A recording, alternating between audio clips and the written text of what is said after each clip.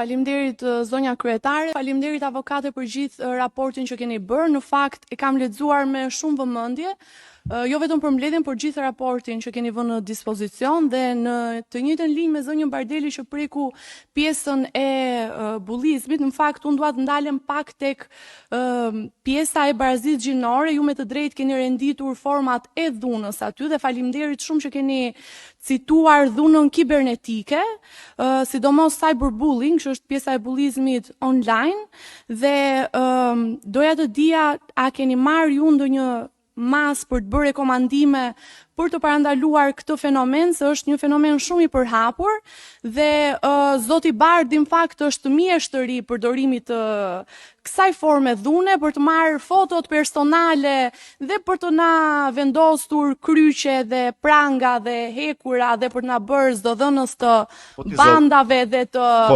lutem të mbaroj të mbaroj të lutem. Po të mbaroj dhe mund të replikosh tani. Ndjes, ju lutem. Ju lutem. Tani kur fole zoti Bardi nuk të ndërpreva, kështu që zonja Zaka ndjes se nuk po e ndiqja pyetjen. Tani për kolegët unë nuk besoj që ka nevojë të pyesi për avokatën e popullit, kemi një listë speciale për deputetët. Po pyes, nuk ka lidhje me, po pyes për pjesën e cyberbullying dhe të dhunës kibernetike. Në momentin që dikush, nëse nuk keni njohuri, nëse dikush merr një foto të një personi, ju lutem.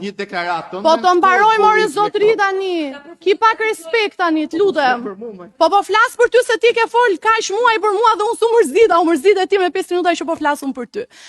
Atëherë, nëse dikush merr një foto pa leje dhe shpërndan lajme të rreme, quhet shpifje. Kështu që ka një rekomandim nga avokati i popullit për të parandaluar këtë fenomen, se është bërë shumë i përhapur dhe zonja kryetare të lutem, nëse nuk e dëgjuat, që besoj e dëgjuat shumë mirë, por nuk ju interesoj ta dëgjonit, në Komisionin e të Drejtave të Njeriut, të përmendet se ti vjen nga bandat, e di unë lidhjen tënde, traditën tënde familjare dhe jem mësuar ti të flasësh me të fort, është një gjuhë të lutem tani. Për të bërë pyetje. Është një gjuhë jo etike dhe të shkelen të drejtat e njeriut në Komisionin e të Drejtave të Njeriut, për mua është e papranueshme.